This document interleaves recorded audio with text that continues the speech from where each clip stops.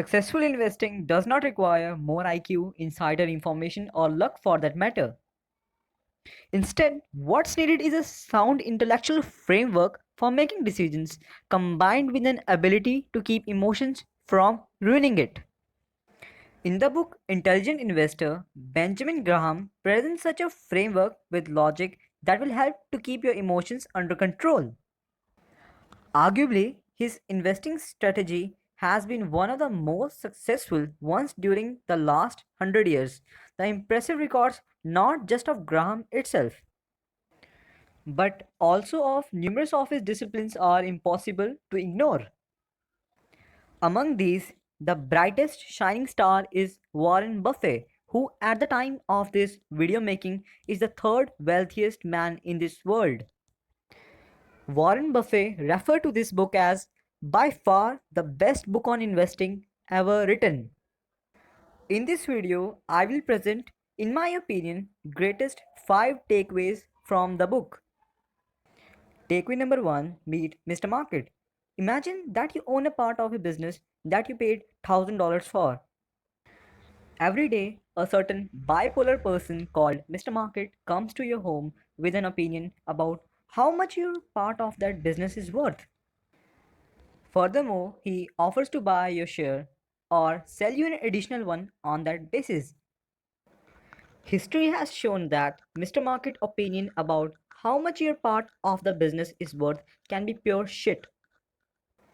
For instance, back in March 2000, he estimated the value of your share to be in $2,600 only.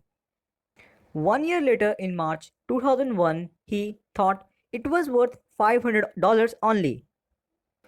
Even though the income of the company increased with 50% and the profit increased by 20% during the same period. Should you let this guy decide how much of $1,000 of interest in that business is worth?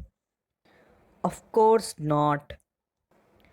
One of the Graham's core principle is that a stock is not just a ticker symbol combined with the price tag, it's an ownership interest in a business. And because Mr. Market isn't always rational, the underlying value of the business can differ from the price he is willing to pay for it.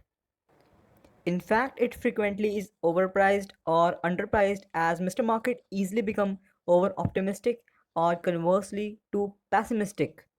Mr. Graham advises you to invest only if you feel comfortable to hold the stock in the future without seeing the fluctuating prices that Mr. Market present you with. But for the investor who can keep his head cool, Mr. Market presents a great possibility of making money. For this, he doesn't force you to strike a deal with him. He merely presents you with an opportunity of doing so. You should be happy to sell to him when he offers prices that are ridiculously high.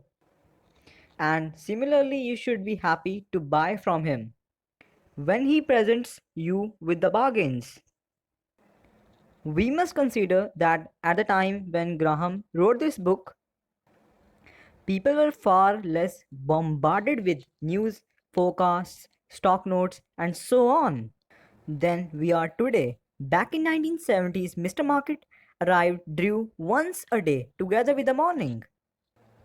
Today, he wants to do business with us every time we open a phone, which, if you are anything like me, is more than 100 times every day. Just because Mr. Market visits you more often, it doesn't mean that you must trade with him any more frequently than people had to do in the 1970s.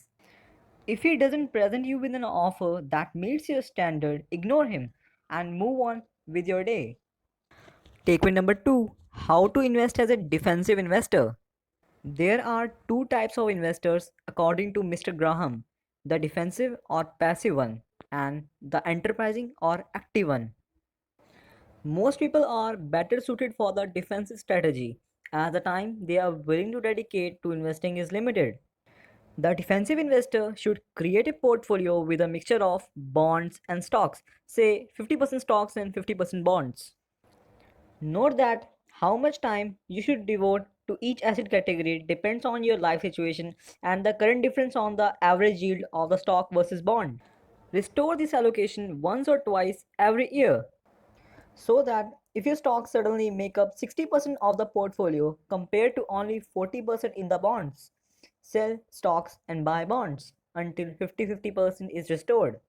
Invest a fixed amount of capital at regular intervals. For instance, straight after you get your salary.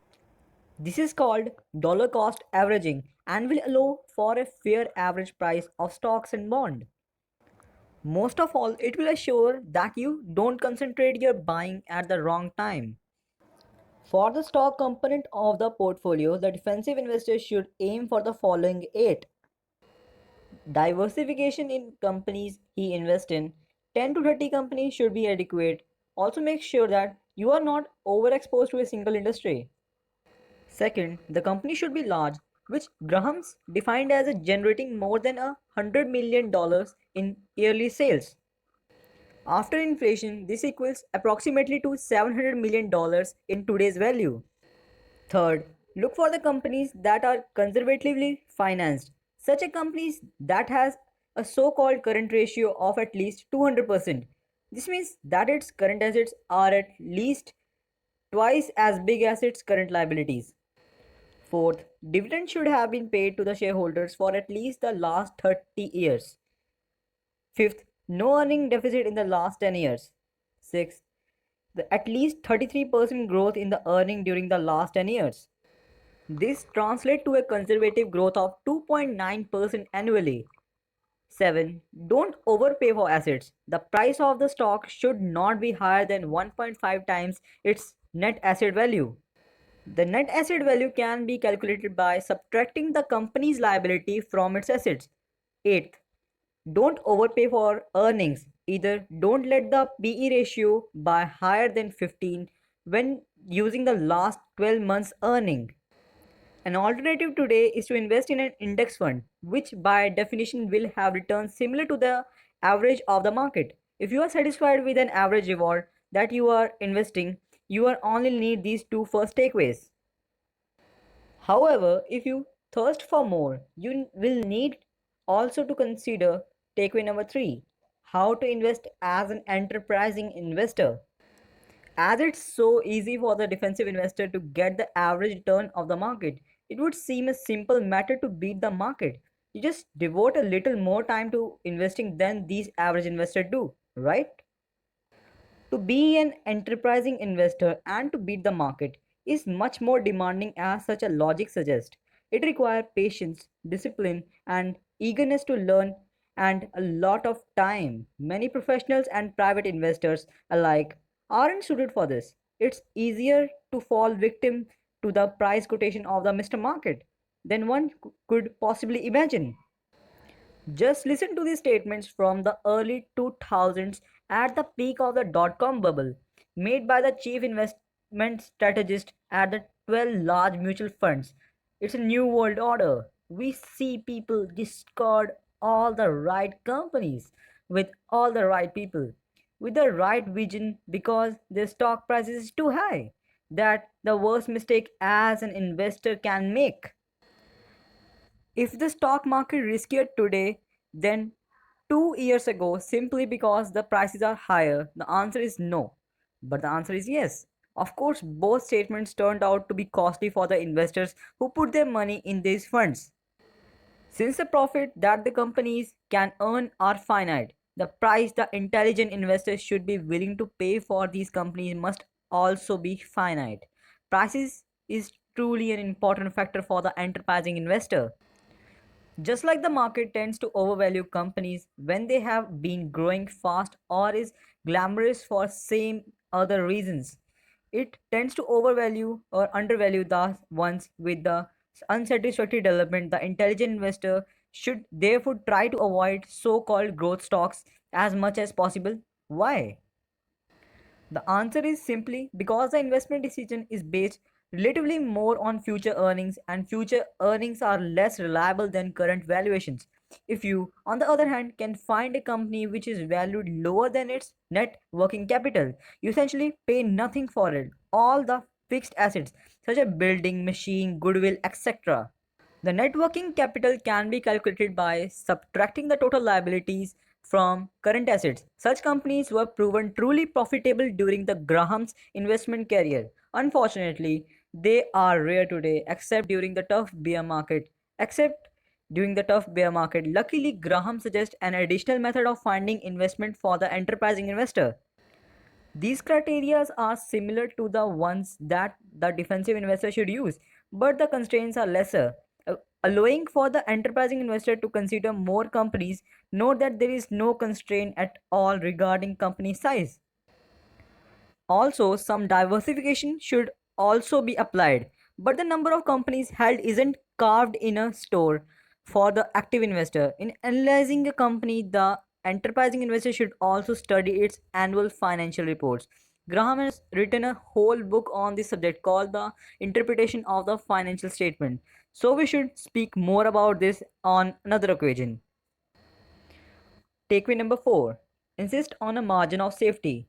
There's one risk that no careful consideration can truly eliminate, the risk of being wrong. You can, however, minimize the risk. To do this, you must insist that every investment you make has a margin of safety. As mentioned before, the prices and the value of the company is not always the same. When the price is at the most, two-thirds of its calculated value, the investor has found a company with enough margin of safety. You wouldn't construct a ship that sinks if 31 Vikings board it. If you know that if it regularly will be used to transport 30 of them, neither should you invest in stock that you think is worth, say, $31 if it currently priced at $30. It might be that your calculation is wrong. In the first case, a group of angry and wet Vikings might hunt you down. If in the second case, you might postpone your financial freedom by a couple of years. I don't know which situation that I had to consider to be worse. Use margin of safety. A formula used in the book can give you a simple or same head up regarding what the value of the company is and therefore also if it can be bought with a margin of safety. Value is equal to current earnings into 8.5 plus 2 into expected annual growth rate. The growth rate should be equal to the expected yearly growth rate of the earnings for the next 7 to 10 years. Here's how much the three largest companies of the S&P 500 are worth according to the formula in the September 2018. Note that we can use the formula backward too to trace how much these companies must grow in the coming 7 to 10 years. For the today's stock price to be rational, there's a huge discrepancy here. Amazon is expected to grow at 74% per year according to its stock price, while Apple is expected to grow at a mere 5.8%. Do you think that this is reasonable?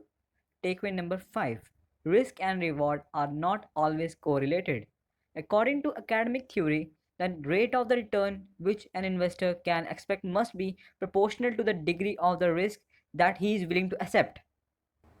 Risk is then measured as the volatility of the returns on the investment, meaning how much it had differed historically from its expected value. Graham doesn't agree with this statement. Instead, he argues that the price and the value of the asset often are disconnected.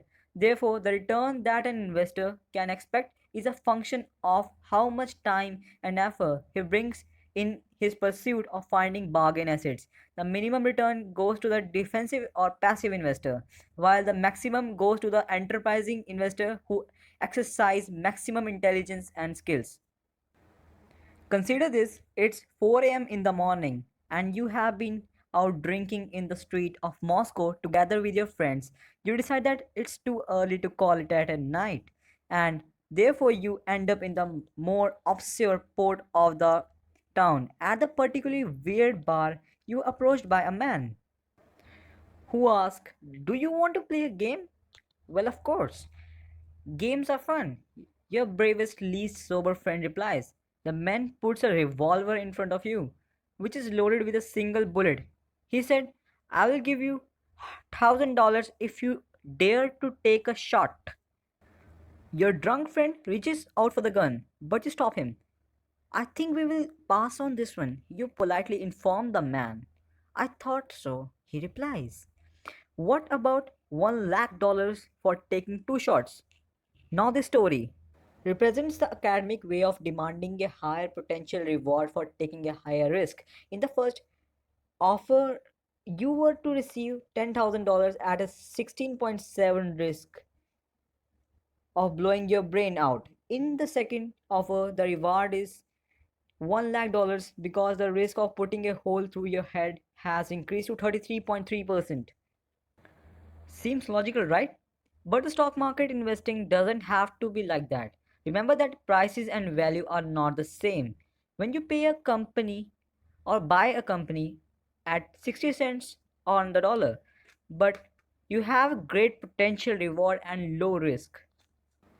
Furthermore, if you can find another company that you can buy at 40 cents on the dollar, you have found a better potential reward combined with an even lower risk. How could anyone in their right mind urge that it's risky to buy a dollar at the price of 40 cents than to buy a dollar at 60 cents just because the potential reward is higher?